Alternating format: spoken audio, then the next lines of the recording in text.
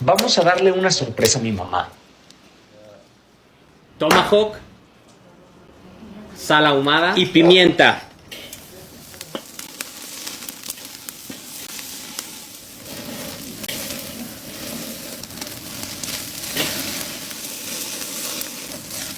Leña de manzano, ajo, hongos, mantequilla, epazote y sal y pimienta.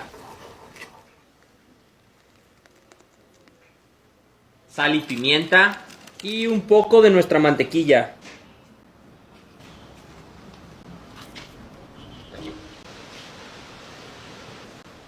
Aceite de trufa, ajo negro, shallot, salvia, mantequilla,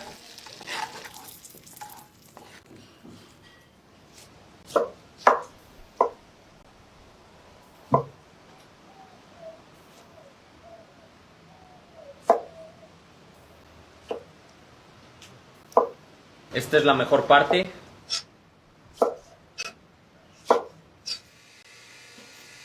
Oh madre, que tengo una sorpresa. ¿Una sorpresa? Ven.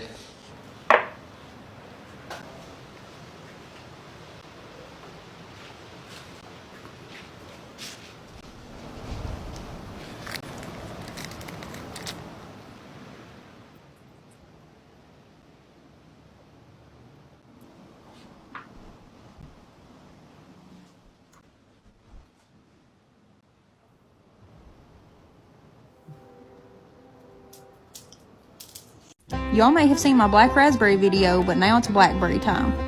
Our favorite thing to make with blackberries is blackberry dumplings, and I'm going to show y'all how. First, we got to rinse, and then also, this is my mom's recipe. You will not see her use any kind of measuring cup, so just follow along. All that sugar, and then put you some water in there, and then you're going to make sure you stir it all up. Put it on about medium-high heat. And once it starts cooking down, you're going to go ahead and get started on your dumpling mixture. She makes this just like she makes her biscuits. She likes to use Hudson cream, self-rising flour.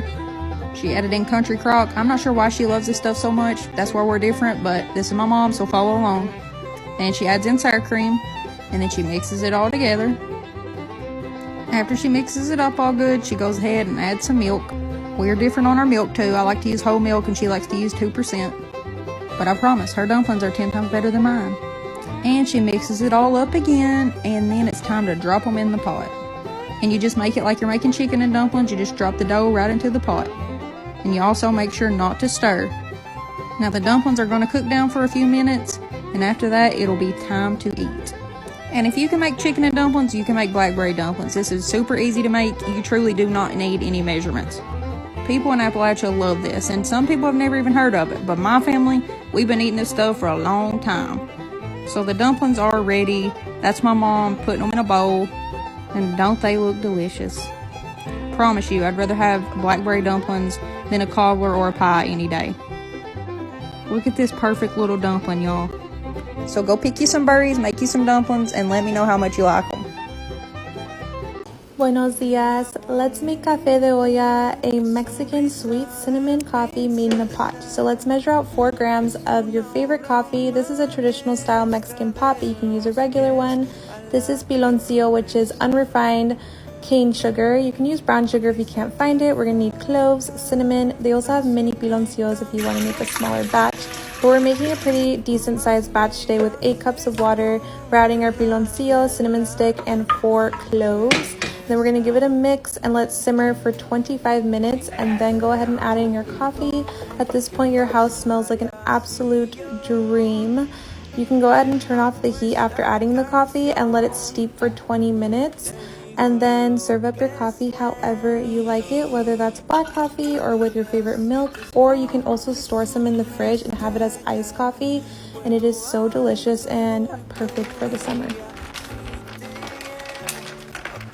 The original audio of this was going to be me showing you guys how to make this fucking chicken, but something really interesting happened at work, and I was like, they probably want to hear about that instead.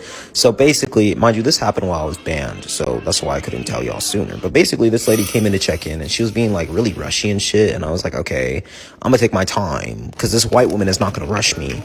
But then she revealed to me that she needed the name on her room changed to like an anonymous one, or like just no name at all, and I was like, why? And she was like, well, my husband, like, I'm basically hiding from him. Mind you, this woman's ID was like all the way from like fucking Flagstaff, and I was like, oh, okay.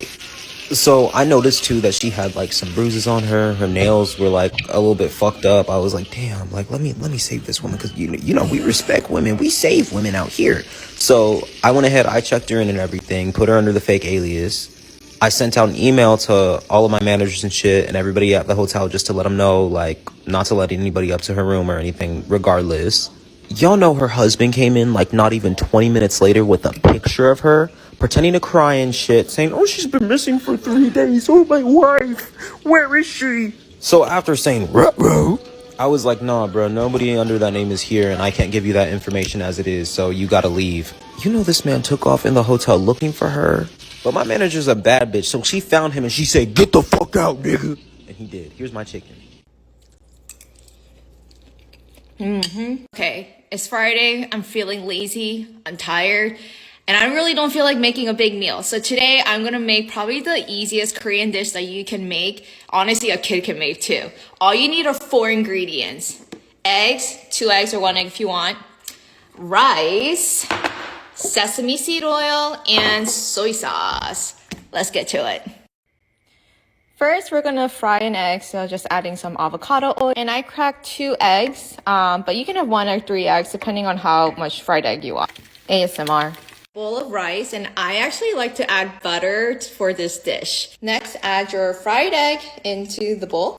And I'm gonna create like little slits in the egg so the soy sauce and the sesame seed can like seep through. You don't have to do this. I'm just weird like this. So we're gonna add a little bit of sesame oil. A little goes a long way, so just be careful of how much you add. Next is the soy sauce. I add about 2 spoonfuls.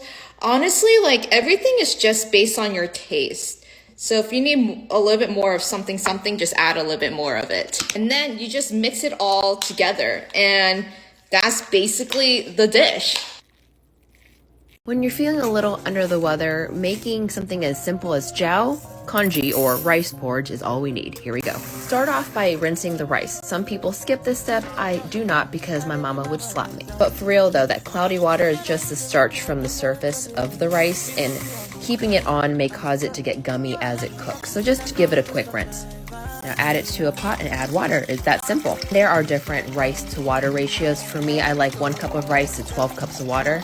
Keep in mind the rice is going to expand 5 times its size. But I was making this for my 4-year-old son, so I did half a cup of rice and then 6 cups of water. Bring that to a boil. Give that a little stir, make sure there's no rice stuck at the bottom. Now lower the heat so the water is just simmering. This right here is at 30 minutes. So again, make sure you scrape the bottom of the pot. And do you see how the rice looks a lot softer here? That's good. Continue to simmer for an additional 15 minutes. So 45 minutes is ideally what I like to cook this at. Other people may cook it at a shorter time. That's up to you. Now turn off the heat and let it sit on the stove for 20 minutes and it'll thicken up more. And I am well aware there is no seasoning in here. It's supposed to be plain, so don't say anything about it. And the great thing about this plain dish is that you can eat it with so many different sides that have mad flavor, like kimchi or something really salty like meat, eggs, stuff like that. I love it. Easy, simple. Hope y'all enjoy. So my sister and I were having a really random conversation the other day. Basically, she was saying that she wanted to have like an it recipe, like the recipe that everyone asks you to bring when you go somewhere, or that like people just rave about, basically. And so we got talking and she was like, oh, Sophie, your it recipe is your bruschetta. And I was like, it actually, not to toot my own horn, I didn't come up with a recipe. My brother-in-law came up with a recipe, but it's so good. And I bring it everywhere. I always have it when friends come over, and it's super easy and it looks a lot fancier than it actually is. And I've never showed it on here. So here's how you make bruschetta. If you need an appetizer, make this. It's like delicious. Cut a loaf of French bread and put in 425-degree oven for 5 minutes. Mix together ricotta, mascarpone cheese, and goat cheese. This makes a ton so you can have it.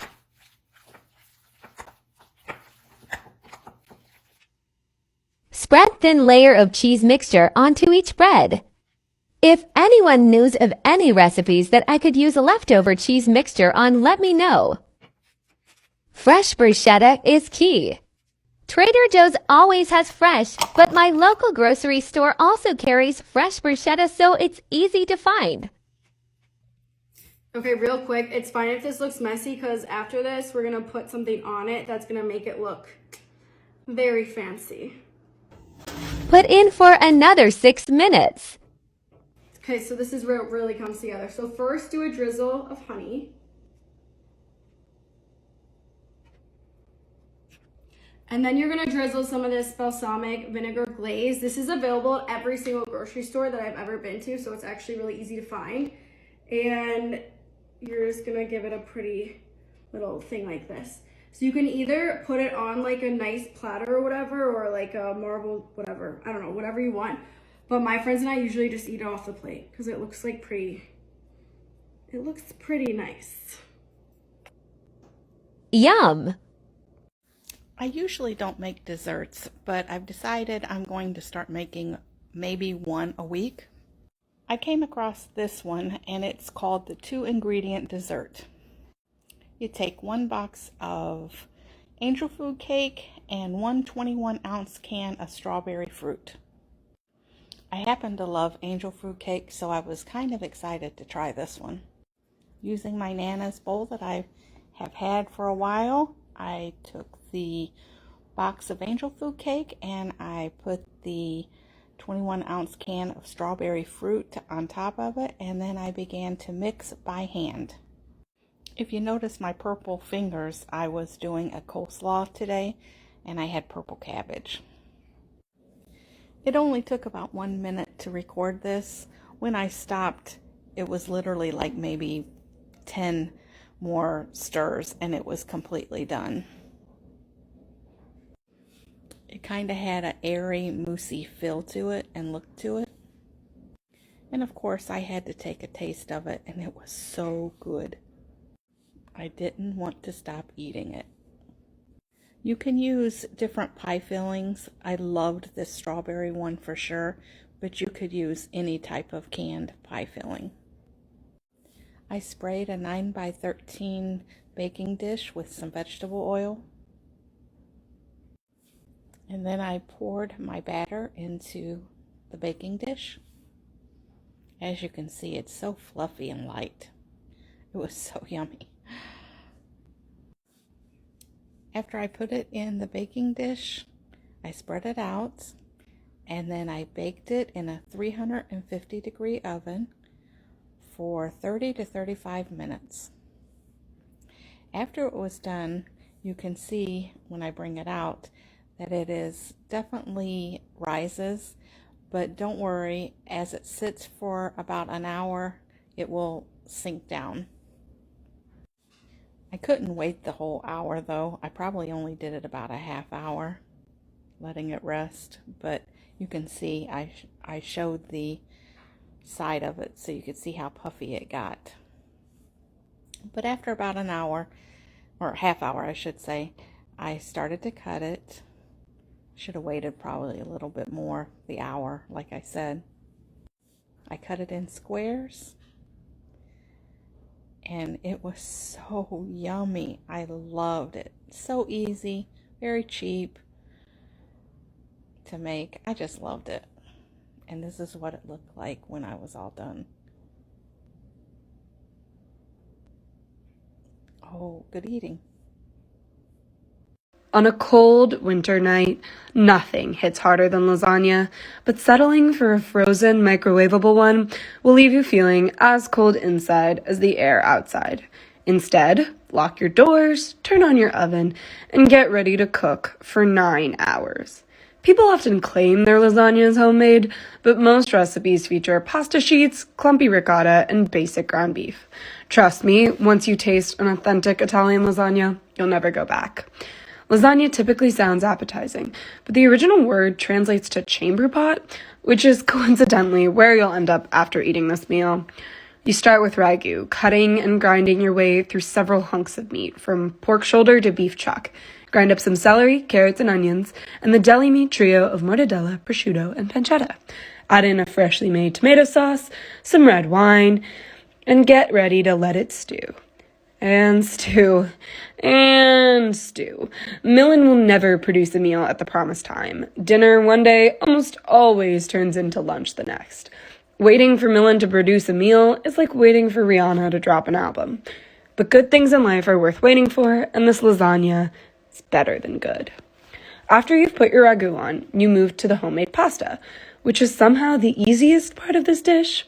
Millen rolls the dough into sheets so thin you could read a book through them, and then he cuts it into circles that would impress Pi himself, if Pi was a real person. Geometry wasn't my thing in high school. Oh, you thought Millen was done? Experts know that lasagna won't be complete without a bechamel sauce, one of the 5 mother sauces of French cuisine, and one of the first things any good chef learns. This particular style of lasagna, featuring an 8-hour ragu and bechamel, comes from the Emilia-Romagna region of Italy. Finally, once you've assembled all the ingredients, darkness is fading and a new day is breaking, you can finally start on the lasagna itself. You start with a layer of ragu, then bechamel, then freshly grated Parmesan Reggiano. Repeat until your arms give out, and then bake to enjoy this magical meal. My personal favorite side is a long nap. You'll need it after the amount of work you put in.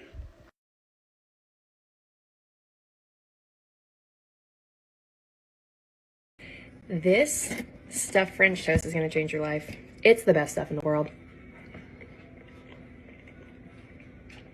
And it's packed with protein. Okay, to make this, we are going to start with 2 eggs in our bowl. This is the yummiest French toast ever. It's been my go-to lunch. So I'm making enough for 2 of us. So 2 eggs, we're gonna do some milk. And the reason it's not super important on this part, like measuring, you almost have to guesstimate it because it is just something you dip the bread in. It's not something that you're going to eat all of this. So you're gonna mix this. I'm gonna show you what we're gonna do next. Okay, so we're doing 170 grams of just plain Greek yogurt. Perfect. Which is the 1 serving.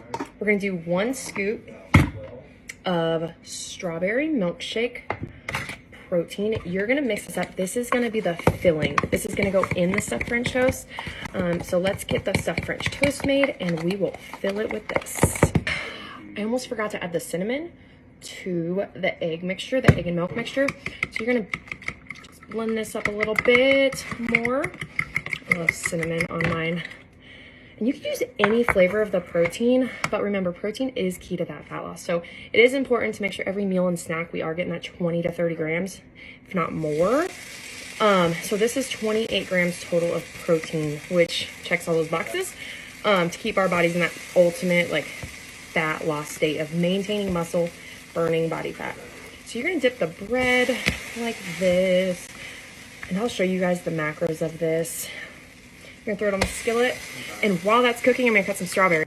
Okay, the French toast is done, so I'm gonna show you guys how to plate it. So you're gonna put 1 piece down first, and this made enough for 2 servings. So I did create a recipe in my app, and I'm gonna do 2 servings. I'll show you though how I plate them each. So you're gonna put half of the mixture on there, then you're gonna top it with your other piece of toast. The other 2 are gonna go for the other one.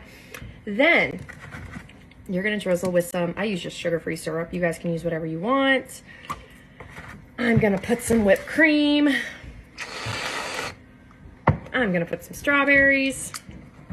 This is literally one of my favorite meals ever. I did 5 big strawberries for both of us. And then I use a sink strainer and I do a little bit of powdered sugar. And look. Okay, so these are my stuffed creamy chicken bell peppers. Very easy to make. Let's do this. Take your bell peppers and cut the tops off. Remove the insides with the seeds and the filling and everything like that. Now, sprinkle a little salt in there because what we're going to do is we're going to bake them upside down for 10 minutes. Add butter and minced garlic into a pot, along with cream cheese, whole milk mozzarella, and heavy cream. Melt that down until it's creamy and smooth. Now into shredded chicken, you want to add a half a teaspoon of salt, a fourth a teaspoon of black pepper, and a half a teaspoon of onion powder. Now add your seasoned shredded chicken and your cream sauce together. Now spoon your creamy chicken into each bell pepper. With a pound of chicken, you can fill all 4 bell peppers up. Then you want to take some whole milk mozzarella that's already shredded and top each of them. If you notice in my recipes, I shred my own cheese. Now bake at 400 degrees for 15 minutes just to melt the cheese and then serve it up. Be careful because the insides will be hot. Be sure to like and follow for more recipes. So does anyone remember this 911 phone call? I live alone, and I'm an old lady. Where is he now, ma'am? I don't have no idea. Now, I don't normally post this type of content, but I remember when I first dived into true crime and I heard this 911 call. I scoured the internet trying to find answers on what happened to this woman and what the call was about. For a long time, people speculated that it was a coordinated 911 call originally meant to train 911 operators to ask the callers for their addresses immediately before asking what their actual emergencies were. Others claimed it was a real call of the last moments of an old woman's life as she was unalived by an intruder. After a few years, it was learned that the call was indeed real and the caller's name was released as Ruth Price. Sadly, even though new information was brought to the table, there were still tons of conflicting stories on the situation of the phone call and the outcome of Ruth Price. There was simply an unfortunate assumption that she did not make it at the end of the phone call. Now it looks like we have answers. Part 2 coming right up. So I wanted to do a slower version of all my tips and tricks, so here we go. In a large bowl, you're going to microwave your butter, brown sugar, and granulated sugar for 2 minutes, give it a stir, and then microwave it for 30 more seconds. Allow that to sit for a few minutes for it to cool down, and then add in your 3 eggs, your egg yolk, and your vanilla. Now, I do recommend mixing this by hand so that you get a really nice fudgy texture. Next, add in your cornstarch, your salt, and your baking soda, followed by your cocoa powder. I tested this recipe with the Hershey's unsweetened 100% cacao, and this is important. You do want to use a high quality cocoa. If you use off-brand or something really cheap, it's not going to taste good. A lot of you also asked about gluten-free, so you can use a 1-to-1 all-purpose gluten-free flour. Once your flour is added, give it another mix and then add in your oil. Now, once it's mixed, you want to add it to the pan right away. You don't want it to sit out or it'll start to harden. I like to use both non-stick cooking spray and a piece of parchment. The spray will help the parchment stick down, and then you can also use that to lift out the brownies at the end so that you can get a really nice clean cut with a large knife. After you spread your batter in your pan, bake it at 350 for 24 to 26 minutes. And then while those are baking, whip up your easy ganache by adding in your butter cubes and then pouring over hot milk. Let this sit for a few minutes before you stir it, and then I do want to mention that you want to use a tall glass or a larger bowl to heat up your milk because the milk will expand. Use a whisk to stir it together, and it will take a few minutes to come together. It's not going to look super creamy at the beginning, but it will get there. Let the ganache cool on the counter for about 30 minutes and then spread it over your cooled brownies. Once they're frosted, pop them in the fridge or the freezer for an hour or 2 for the ganache to set, and that's it. If you have any other questions, leave them below. Okay, I hear you. My Gideon's Copycat chocolate chip cookie recipe is live on my website. Let me show you how to make it. Start by using high quality butter like my favorite Kerrygold. Cream that together with your sugars for 5 minutes and then add your egg yolk, vanilla bean paste, and mix for another 3 minutes. Seems like a lot of mixing, but it really gives these cookies the structure that they need. Mix in your dry ingredients until just combined, followed by a mix of chocolate. I used a chopped chocolate bar, milk chocolate chips, and mini semi-sweet chips. Portion the dough into 6 giant 6.5 ounce cookie balls and pop that in the fridge for about 10 minutes just to firm up enough to handle. Next, you're gonna mix up more chocolate, 1 cup each of mini semi-sweet chips, regular semi-sweet chips, and milk chocolate chips. Roll the dough into a ball in your hands and then completely cover with those chocolate chips except for the bottom. Make sure to press the chocolate chips into the dough so that they stick, and they should look like this. Now for the hardest part, you gotta let them chill for 24 hours. I know, but it's worth it. When you're ready, bake 2 cookies at a time at 350 for 16 to 18 minutes. Bang the cookie sheet on the counter a couple times to help flatten the dough and then let them cool completely on the hot cookie sheet. Top with some flaky salt, which is optional, but also not.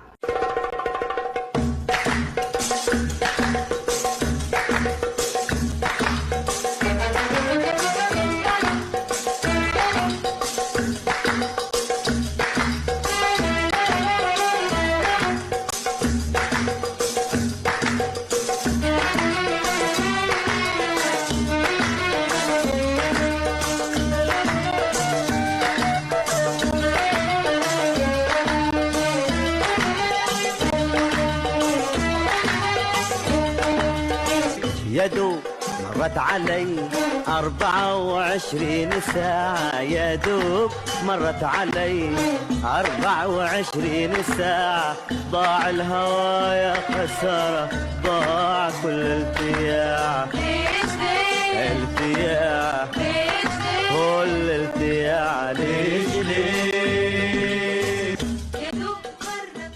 So this is how my mom, Allah yarhamha, she used to roll her sambusas. Okay, I did a reel about this, a recipe, but I'm just sharing with you guys again.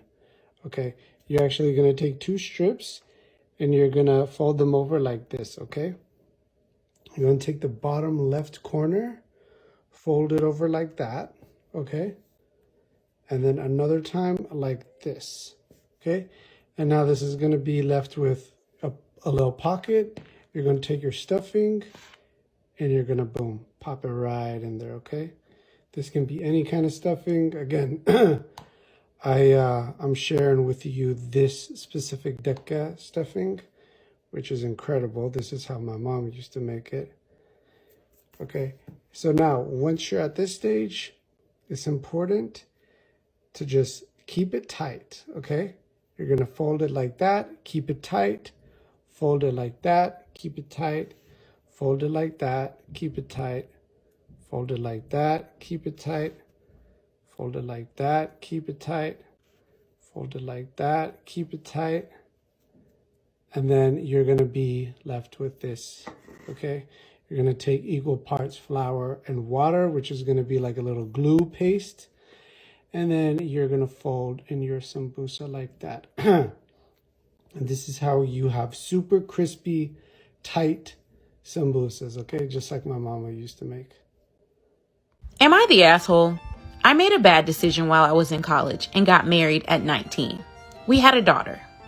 All was fine and dandy until it came out that my husband had been sleeping with one of my friends from high school, Layla.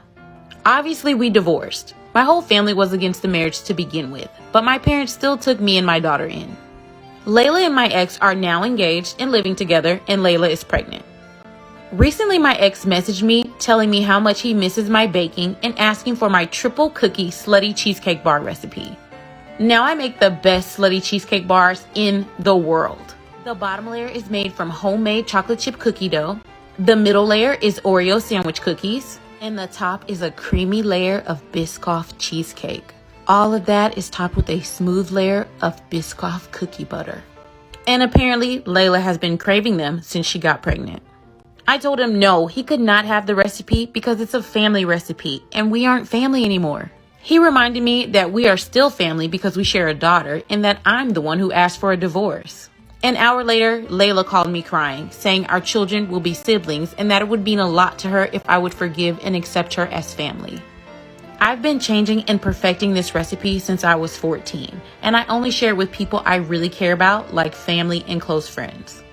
But over the last week, I'm wondering if maybe I'm just being selfish.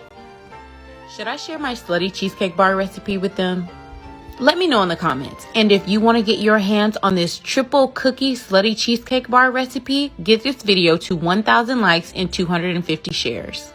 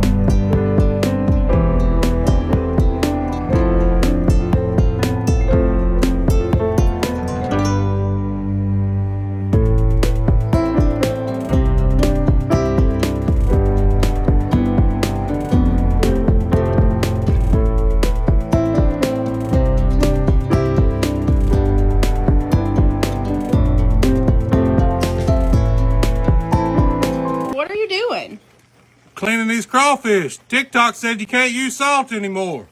Y'all been asking for crawfish. Well, here it is. Let's get started. Fill the pot about halfway with water. Go in there with them lemons.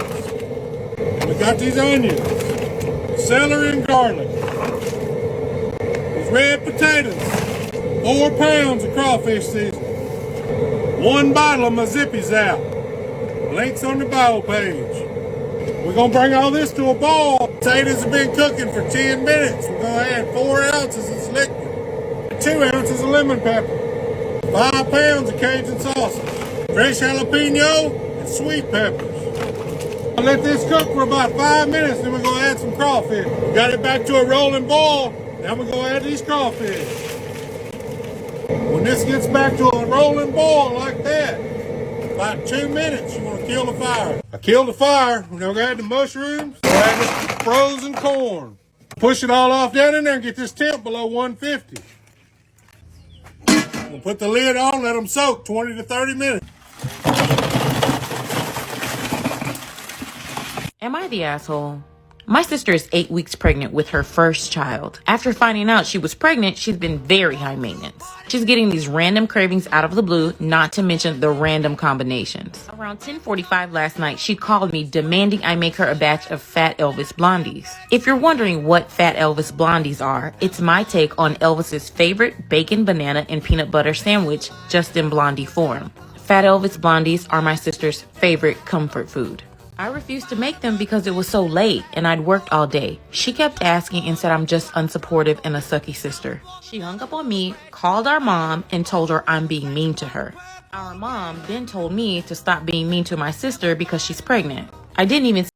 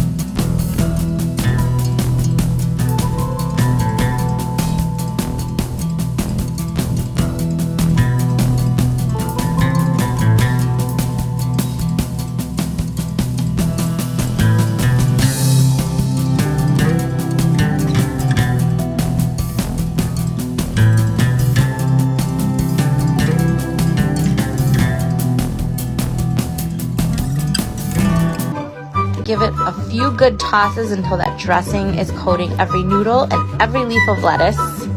Then you're gonna chop up that bacon and you're gonna add that to the bowl and you're gonna toss that all around. To me, the salad doesn't get soggy, so I mix it all and leave it in the fridge, but if you wanna keep all the components separate and toss it as you eat it, you do you. This is always a favorite salad when I bring to parties and picnics.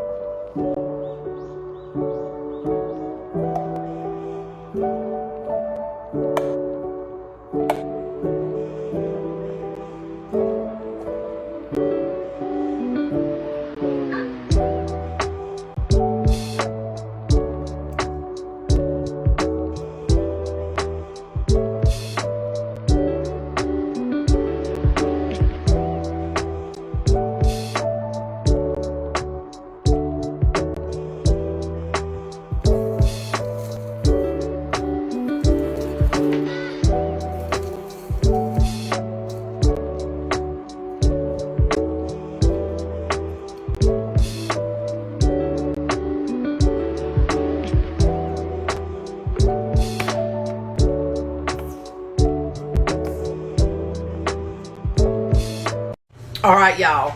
I am getting ready to make the most delicious strawberry cake that you have ever witnessed being made on the TikTok. Which means you guys to try it. This is literally the best. I made this for my uncle a couple years ago for his birthday. He didn't even think I made it, okay? That's how good this is. Just need a box of white cake mix, half a cup of some cooking oil, half a cup of milk, 6 ounces of strawberry jello mix. I love the smell of jello mix. Does that make me weird, babe? Not at all. But I hate jello. Anyway, 6 ounces of strawberry jello mix. 4 eggs, 1 whole stick of unsalted butter. I cut my butter up about like that just because I feel like when I go zzz, it just goes better, you know? Okay, so now we're just going to zzz with the beater thing. Handheld mixer, if you will. Alright, so once you get this all mixed up, you're going to take 2 cups of freshly cut strawberries and kind of fold it into your cake batter. Okay, so now we're just going to do this number and kind of fold it in the cake.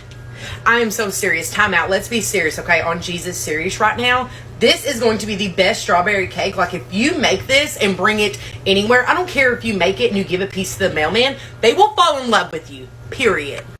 Or want to be your friend if you're, like, married or something. You're going to make friends, okay? People are going to love you because of this cake. You're welcome. You're welcome. Get your 9x13 out. We're just going to spray it really quickly. Get your cake batter in there. Don't forget to lick some of the cake batter. Oh, just try the batter, just the batter. Oh my God. It's so good! Alright, don't forget to get your air bubbles out. Just do this number right here. Get all them air bubbles out. Now we're going to bake our cake according to the box directions. Alright, now we're going to make our icing. We're only going to use half a block of cream cheese, so 4 ounces of cream cheese, 2 tablespoons of unsalted butter, 1/4 of a teaspoon of pure vanilla extract. Once you get that in the bowl, go ahead and beat it up. Once you beat it smooth, we're going to add in 1 cup of powdered sugar. Then your icing is going to look about like that. Now we're going to take 1 cup of strawberries and fold it into our icing. Did you seriously just fill your entire pull-up of... Is that change in there? Babe, come get the baby. He just took all your loose change and put it in his pull-up. And we're going to fold these in. We're going to put this in the fridge until it's time to icing our cake. Once your cake has cooled down, go ahead and put that icing on there. Seriously, the best strawberry cake. If you try it, let me know. And remember, I love y'all. Excuse me, miss. Can I ask you a quick question? Sure. If I could cook you one meal, what would it be?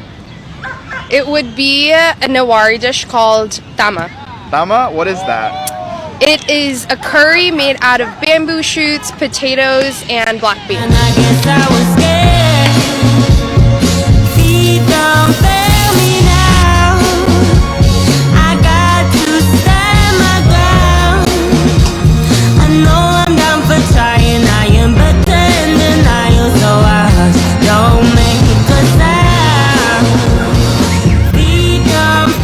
Excuse me, miss. I'm back with your tama. Oh my gosh.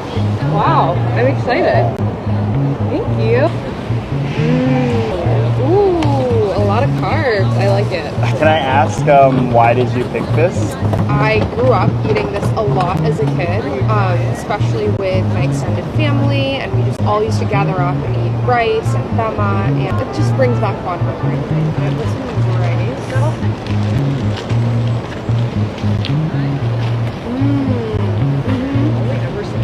This is so good. This is exactly the way I remember it. So, are you a good cook? I would say yes, but people around me will probably say no.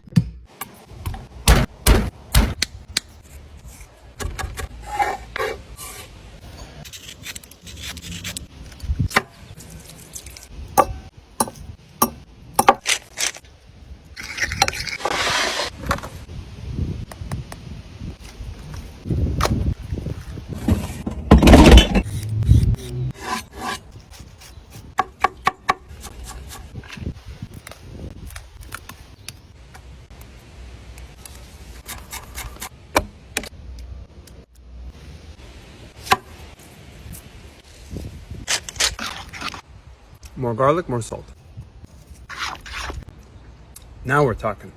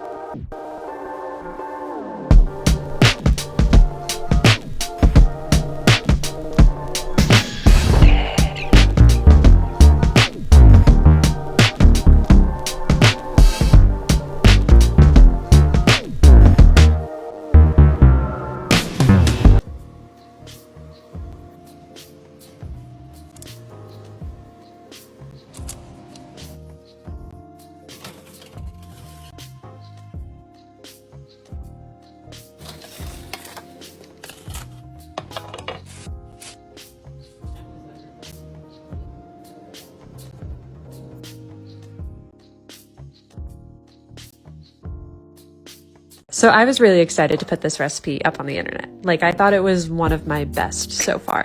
But as a creative who is sometimes insecure about my creativity, I'm also hyper sensitive to feedback. And I put this up on another platform that shall not be named, and it did worse than I've ever seen anything do. And that's one of the downsides of creativity, is being so excited about something personally, but then having that perception immediately skew as soon as you see it through the lens of somebody else.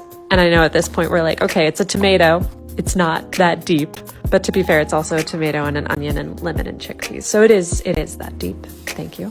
But then I was complaining about said circumstance to my friend, and she said that on social media, people aren't that discerning and everybody has quote unquote Walmart tastes, which means that people are just like looking for the basics. But I kind of disagree. I feel like I'm trying to bring at least Target quality to the table, or like TJ Maxx at least.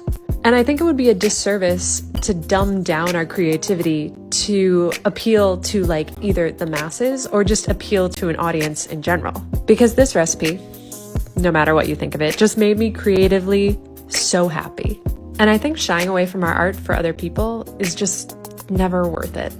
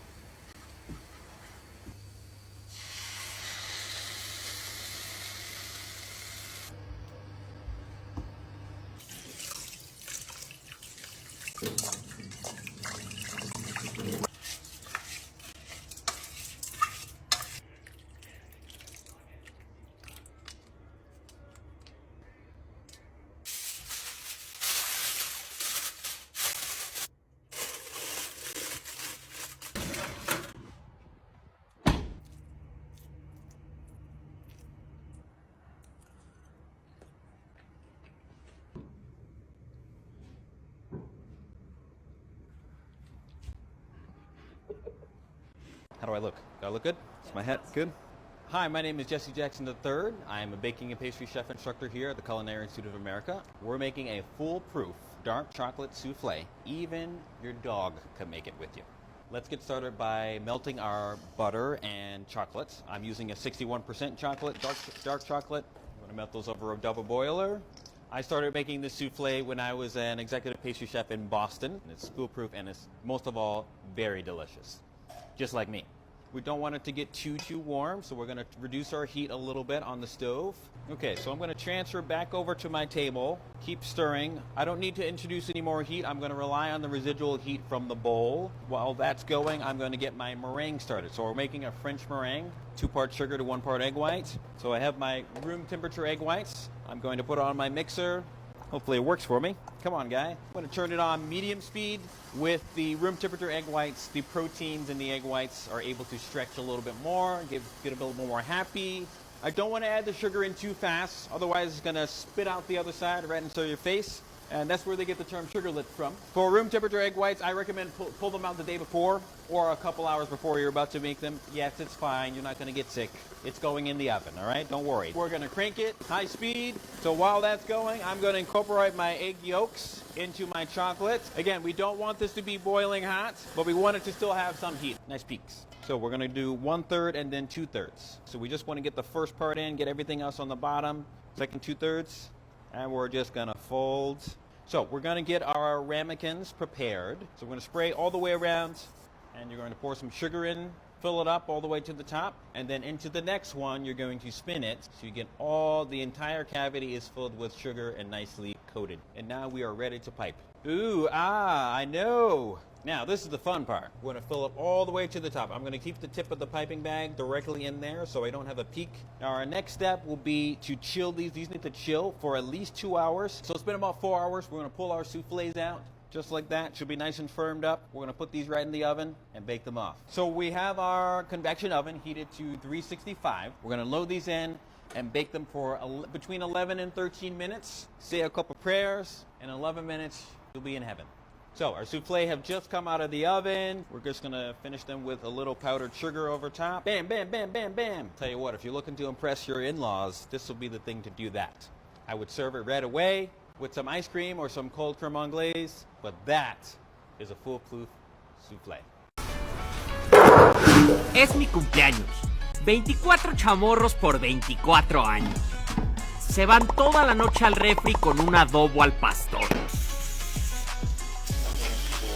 Una sellada con leña, para después pasarlos 1 hora al ataúd, sin nada, y después 5 horas envueltos en papel aluminio. Tomatillo, cebolla, ajo y sal. Chile guajillo de árbol y morita. Mezclamos todo y tenemos una señora salsa roja. Y después de tanto tiempo, checa cómo salieron estos chamorritos.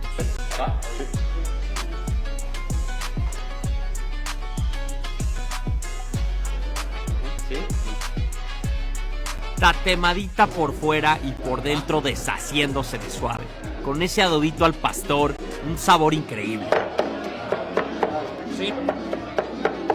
Tortilla taquera de maíz azul, nuestra carne, salsita roja, una cebolla encurtida casera y piña ahumada. Este taco no necesita nada más. La combinación perfecta de sabores. La experiencia y receta completa ya están en mi canal. To celebrate 700,000 followers, I'm doing a macaron tutorial. I've been making this recipe for years, and it definitely guarantees a stable yet light and airy macaron shell. Macarons aren't quite the crisis of a cookie people deem them to be, and they're actually fairly simple. You just need the right recipe and instructions. So for step 1, all you're going to do is blend up your powdered sugar and almond flour in a food processor to eliminate any chunks that you may have. I usually do this twice, but that's not necessary. Step 2, wipe down your mixing bowl and saucepan with lemon juice to eliminate fat residue. Step 3, take 1 portion of your egg white and add it to your dry ingredients to form a paste. This is also the stage where you want to add your food coloring. Step 4, add your other portion of egg white to your mixing bowl. Step 5, you're going to add your sugar and water to a saucepan and put it over medium-low heat. If you have a food thermometer, you can wait till it gets to 244 degrees, or you can do what I do and do the raindrop method. So basically what you're going to do is you're going to get a glass of cold water and continuously add your syrup into it. And once it gets to a stringy consistency, you're going to start beating your egg whites on high speed. And while your egg whites are beating, you're going to continue to add your syrup into the cold water until it is able to hold its shape, kind of like this. And now for step 6, you're going to slowly add your syrup down the side of your mixing bowl. You're going to let this whip up for about 3 to 4 minutes, and then you can add whatever flavoring you want. And at this point, it should be a soft peak. And now for step 7, you're going to slowly start adding your meringue into your paste. The whole point about mixing this is to try to get the air bubbles out. So what I usually do is I fold the batter and then I spread it out kind of like this. And you're going to continue doing this until you're able to form a figure 8. Also, what I love about this method is that it's very difficult to overmix your batter. And now for step 8, you're going to add your macaron batter into a piping bag and pipe them out onto a parchment paper lined tray. For step 9, you're going to tap your tray on your counter to eliminate all the air bubbles. And if you see in this next clip, I usually turn my tray to just make sure I have all the air pockets out. And if you're like me and you don't have tons of trays to use, just slide the parchment paper right off and continue piping. And for step 10, you're just going to let your macarons sit on the tray for about 45 minutes until the tops are dry, and then you're going to add them to your oven at 300 degrees Fahrenheit for 17 minutes. And for step 11, I usually puncture my macaron shells to make sure that the filling doesn't seep out the side. And lastly, all you have to do is add your filling, smush the shells together, and you are done.